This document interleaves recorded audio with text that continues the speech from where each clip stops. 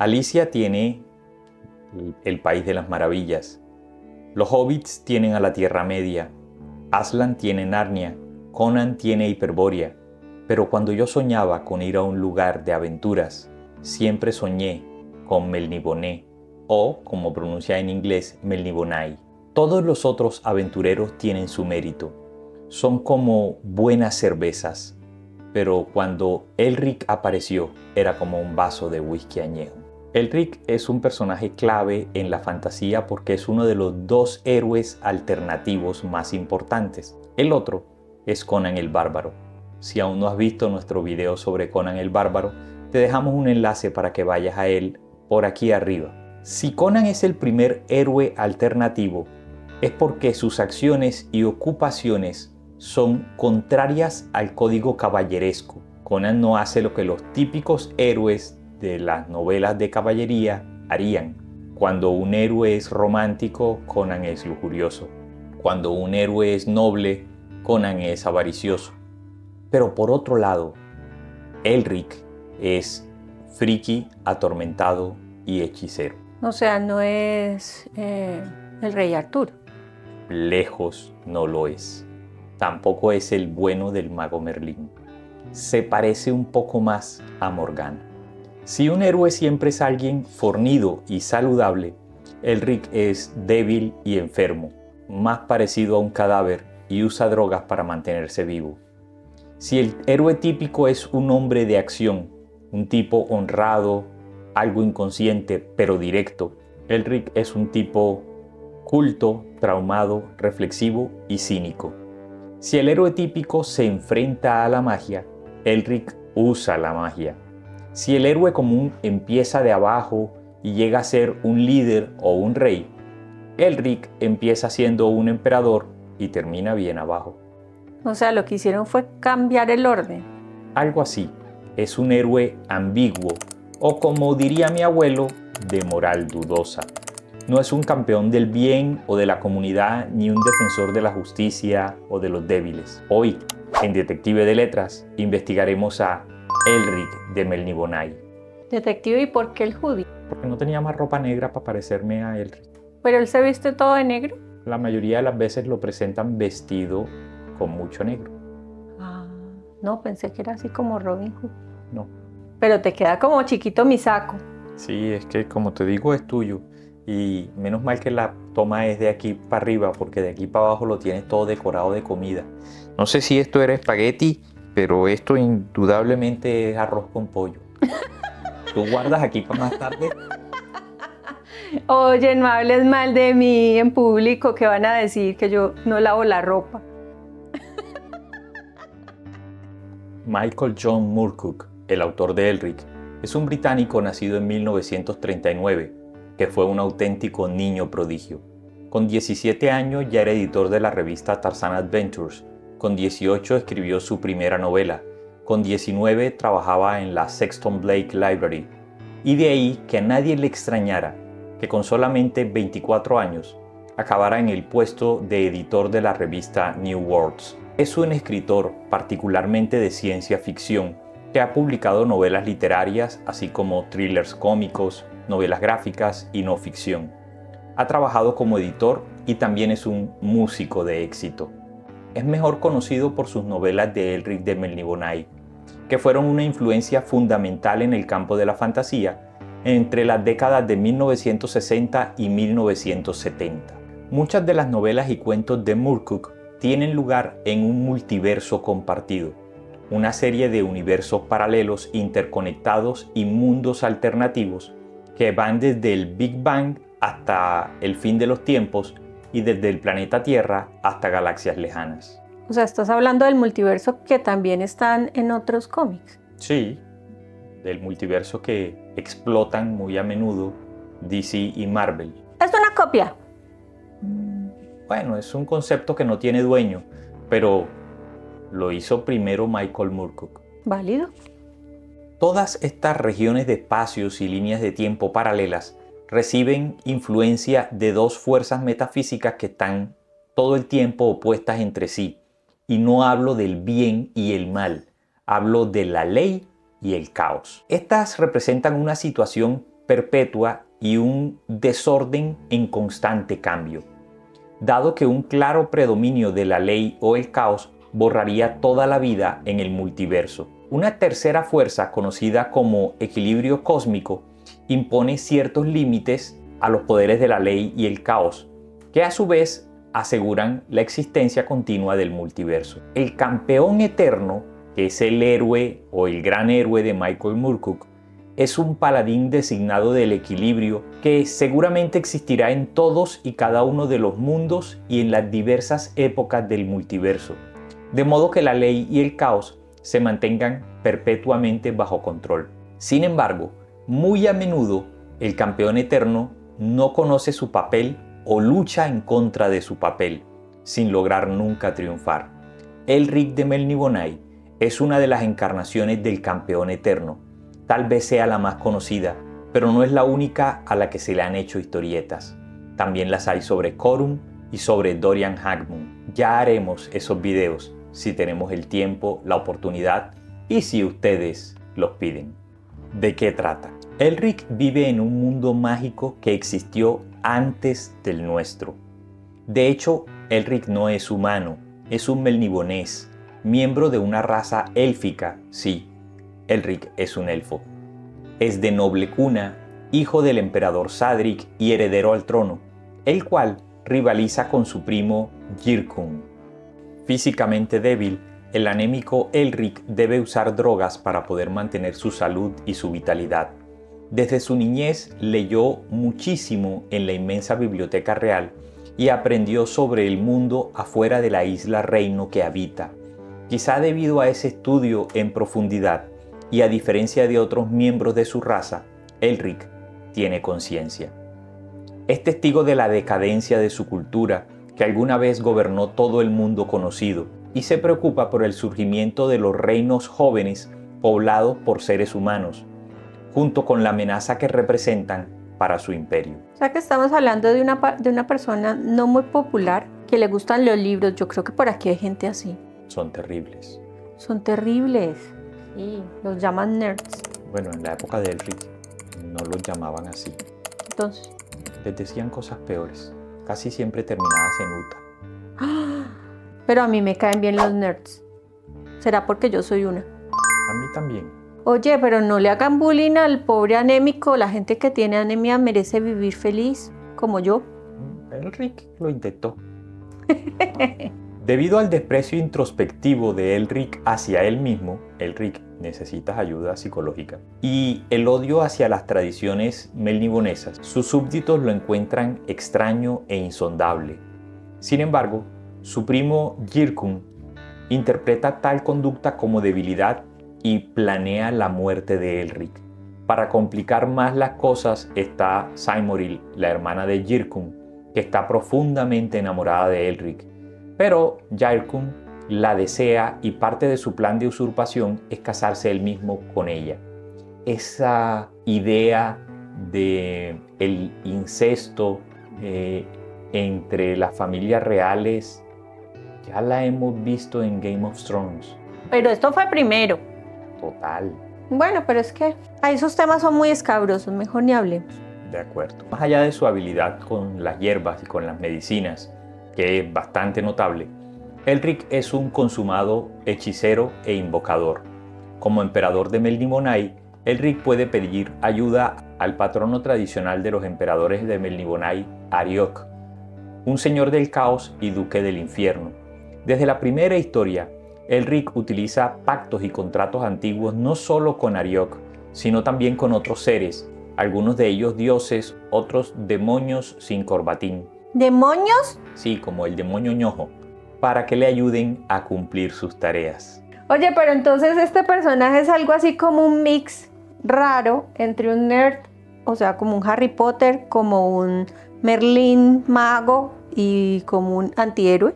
Harry Potter come mocos al lado de Elric. Por eso, pero es algo así como una mezcla entre un ñoño y un mago. No durarías 10 segundos frente a Elric si le dices ñoño. No, pues que yo no me le voy a parar enfrente ni le voy a decir nada. Yo estoy preguntando si esa es una buena interpretación. Pues Merlina. Vamos a agregarle un elemento más, y sí, está un poco más cerca a Merlina. El descubrimiento por parte de Elric de la espada Stormbringer es su mayor ventaja y también su mayor desventaja. La espada le da a Elric fuerza, salud y destreza en la batalla, lo que le permite acabar con su dependencia de las drogas, pero debe ser alimentada con almas inteligentes. La mayoría de las historias de Murkuk sobre Elric incluyen esta relación con Stormbringer y cómo, a pesar de las buenas intenciones de Elric, la espada termina condenando y eliminando a aquellas personas que él ama. Ay, Dios. Es correcto. Ahora sí puedes tener el caldo más o menos completo. O sea, en la sopa echamos a Morgana, a Merlina, a Harry Potter como para que le dé sabor y qué No más. eches a Harry Potter, echa a Merlín. a Raistlin Mayer de las Crónicas de la Dragón. Ok, y ahí sale más o menos lo mismo. Todavía te hace falta echar malo. a un gran esgrimista malvado. Porque cuando Elric tiene su espada mágica, Stormbringer, es tan bueno en el combate y tan fuerte como Conan el Bárbaro. Y quien lo ve tan flaquito y tan nerd, buen contraste. Excelente personaje. La historia literaria de Elric de Melniboné se escribió de manera no lineal. De hecho, la primera novela publicada, Portadora de Tormentas o Stormbringer, es la última de la serie. Aquí proponemos un orden de lectura cronológico más fácil de comprender. O sea, ¿lo reacomodaste? Sí, lo puse en el orden, no en el que salieron, sino en el orden de lectura lógico. En Elric, la forja de un hechicero, vemos cómo Elric le gana a su primo Jyrkun la carrera para ser el sucesor del emperador Sadric XXVI. Asimismo, conocemos el pasado de Melniboné desde hace 10.000 años, cómo pasó de ser un imperio comercial a un imperio tiránico.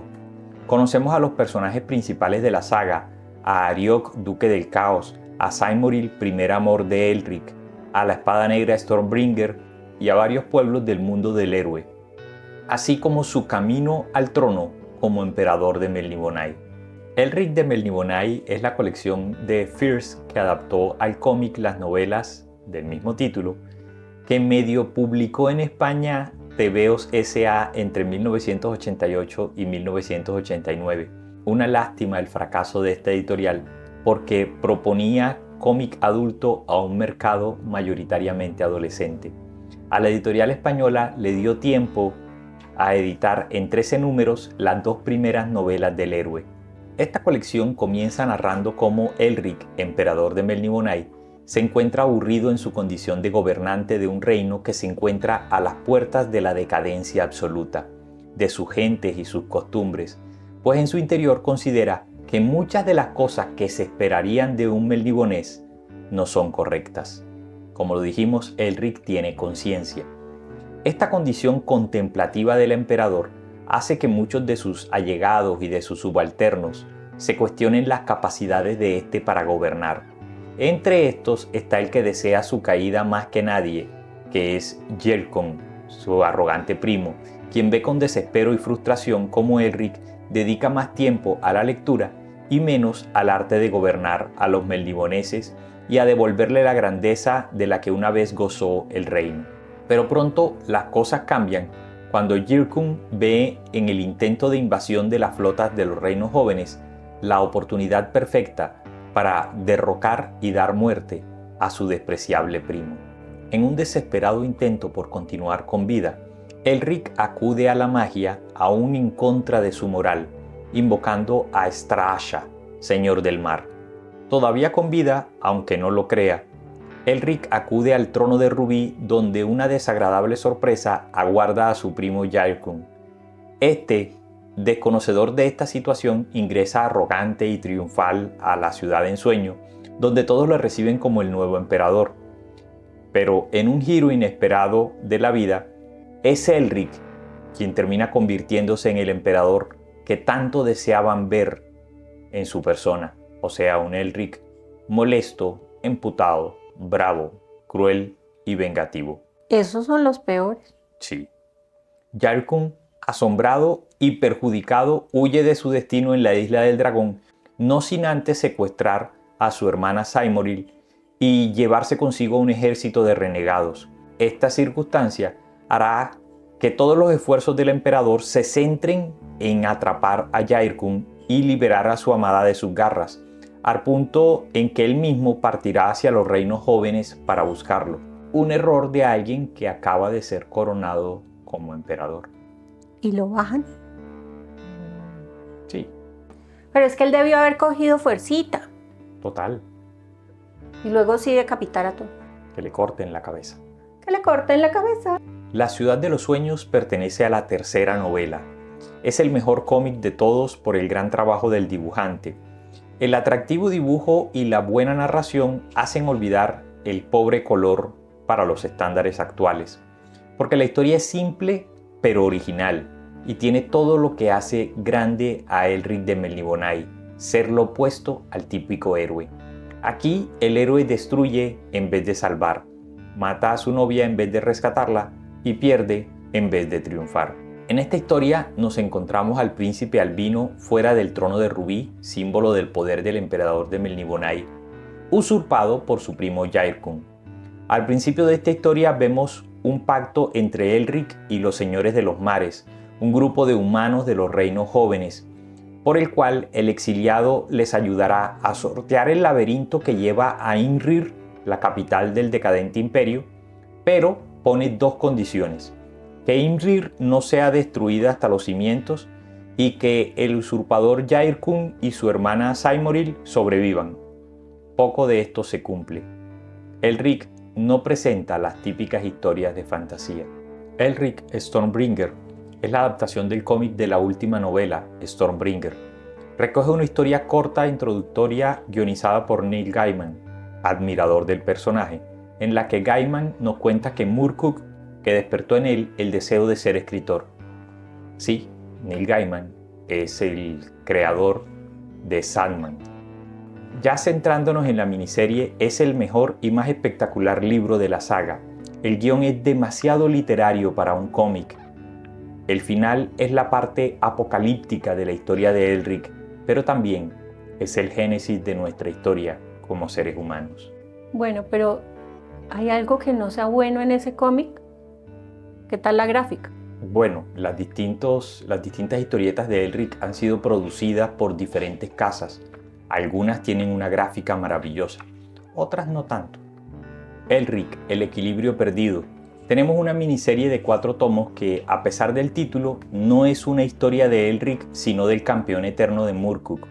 Su argumento es que varias de las encarnaciones de aquel, del campeón eterno, Dorian Hagmund, Corun Yaelin Irsey, Eric Beck y Elric de Melniboné, luchan en paralelo contra el último intento del caos por romper el equilibrio del multiverso. Disfrutable para una buena tarde de lectura. Bueno, detective, pero esto es cómic, libro y ¿ha sido película? Tristemente, la saga de Elric aún no ha sido llevada a la pantalla. Tenemos la esperanza de que algún productor acepte el reto y la oportunidad de hacer algo legendario.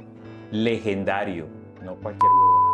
Pero entonces no tiene que ser una película, puede ser una serie así como Game of Thrones. Ojalá fuera una serie, sería mucho mejor en serie. Pero sería así costosa, igual que la Sí. otra. Bueno, si no tienen ideas los productores y nos están viendo, contrátenos para darles ideas allá en Netflix. Sí, aquí les decimos cómo hacerlo bien hecho. Del personaje y su universo se han lanzado 2 juegos de rol.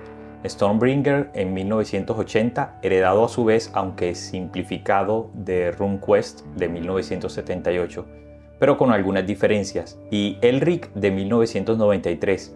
El sistema de juego de Elric retoma de nuevo el sistema Basic Role Playing de Stormbringer, pero es una renovación de muchas reglas y tablas.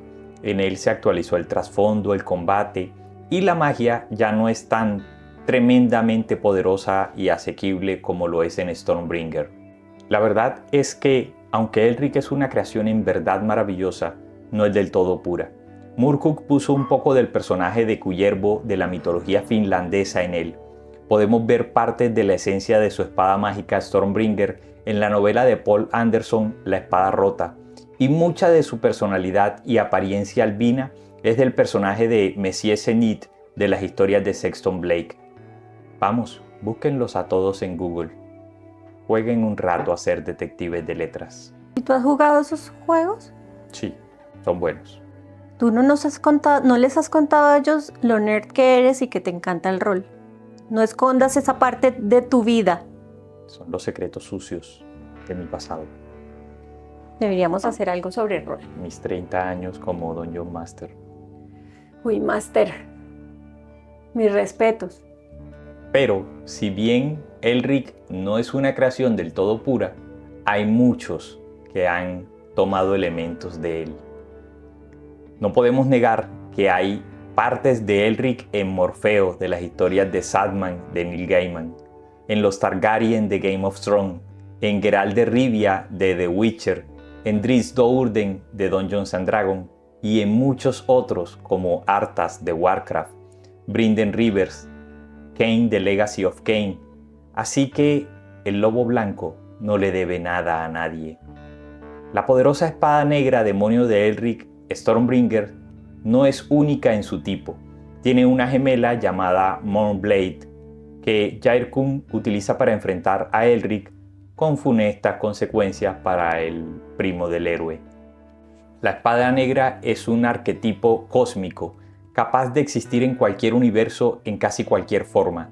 Es el arma del campeón eterno, pero no siempre la porta él o ella. Como sugiere el nombre, la mayoría de las veces toma la forma de una enorme espada rúnica de color negro. La espada negra está viva, totalmente sensible y malévola. El arma del héroe es malvada. Tiene voluntad propia y a menudo desobedece los deseos de su portador.